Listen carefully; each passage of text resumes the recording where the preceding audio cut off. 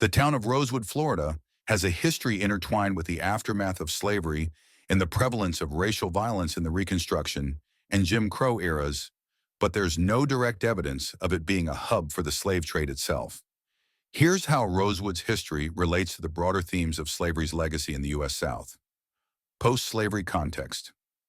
Rosewood was founded and developed after the Civil War and the end of slavery. Like many communities in the South, it was affected by the social and economic changes that followed emancipation. Former slaves, now free, sought opportunities to establish independent lives and communities. Black codes and segregation. Florida, like other southern states, passed black codes and later Jim Crow laws that sought to restrict the freedom and rights of African Americans after slavery ended. This led to the segregation of communities like Rosewood, which became predominantly black as white residents moved to nearby Sumner. Racial violence and the massacre.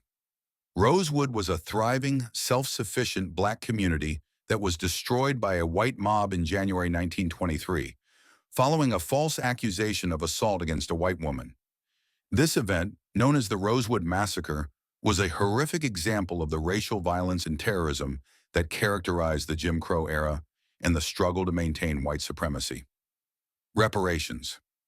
Decades later, in 1994, the Florida legislature passed a bill that compensated survivors and descendants of the Rosewood Massacre for the damages incurred due to racial violence.